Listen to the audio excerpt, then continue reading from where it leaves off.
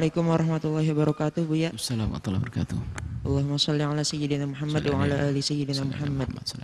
Afan, Buya ingin bertanya, jika ada kotoran kucing, lalu orang yang awam tidak mengerti cara mensucikannya. Apa? Ada?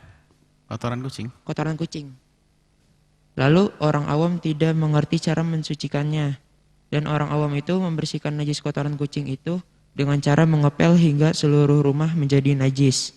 Lalu setelah orang awam itu tahu, dia menjadi was-was. Dan dengan was-wasnya itu dia membuat ibunya sakit hati hingga menangis.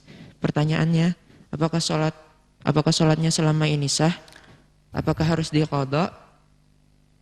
Dan apakah ada keringanan bagi orang yang was-was dengan najis kotoran kucing? Syukran, Buya, atas jawabannya. Assalamualaikum warahmatullahi wabarakatuh. Waalaikumsalam warahmatullahi wabarakatuh. Begitulah dahsyatnya syaitan di dalam menggoda. Setan menggoda hamba-hamba Allah melalui ibadah. Jadikan orang was-was.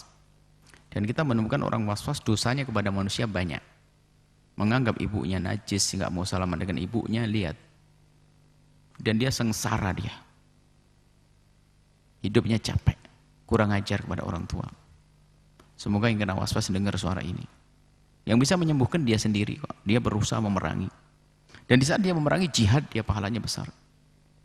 Maka kotoran kucing adalah najis. Khususnya dalam mazhab kita Imam Syafi'i najis.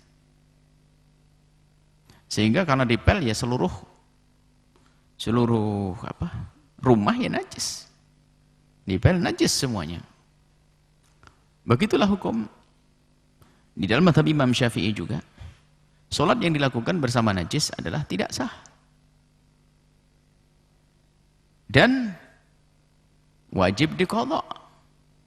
Waduh, berat banget. Iya.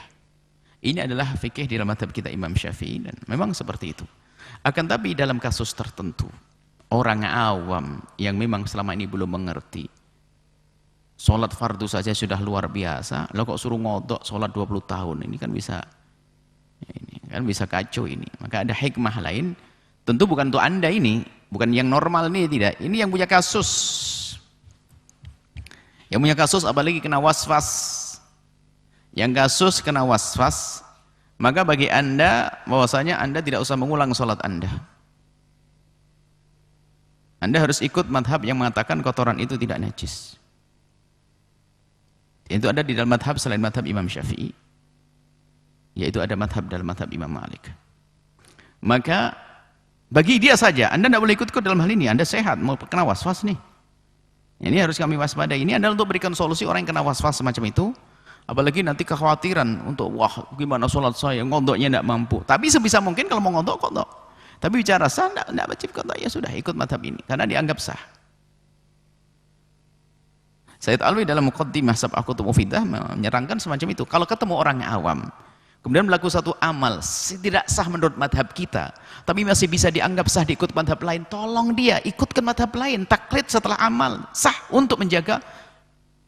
Bukan omongan saya ini.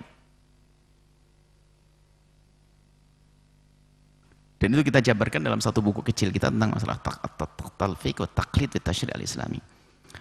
Ini kita bahas masalah itu. Jadi untuk dia adalah tidak usah mengulang sholatnya.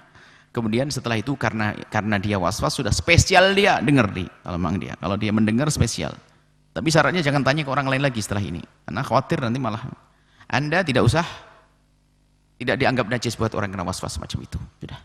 Biar sholatnya khusyuk. Nah, khalas, selesai. Karena was-was itu penyakit yang mengerikan, harus beri solusi orang sakit. Dia sakit, artinya begini. Kita bisa memperlakukan orang sakit berbeda dengan orang sehat. Itu. Orang sehat normal, orang sakit. Orang sehat ngapain minum pahit-pahitan? Minum es degan yang ajib gitu. Orang sehat. Orang sakit kasih jamu pahit. Kenapa? Saya nggak mau, kamu sakit. Orang normal lo ditusuk nggak mau. Ngapain saya ditusuk-tusuk? Saya sehat, karena sehat. Tapi tak taunya ada orang bawa pisau bedah operasi, ngapain? Nah, itu loh kayak model begitu. Jadi tidak bisa disamakan antara orang sehat dan orang sakit. Kalau pengen sakit, ingin fatwa orang kena penyakit, ambil fatwa orang sakit. Kami menyampaikan ini khawatir orang main-main. Akan tapi kebenaran harus sampaikan. Bukan seenaknya orang ambil fatwa Malik pada ini. Ini hanya kasus tertentu.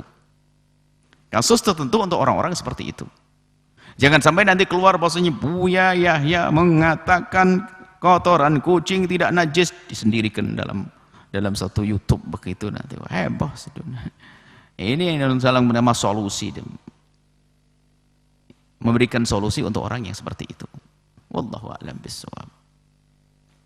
Dan saat ini kami berikan kesempatan kepada jamaah perempuan untuk bertanya dengan masing-masing satu orang satu pertanyaan.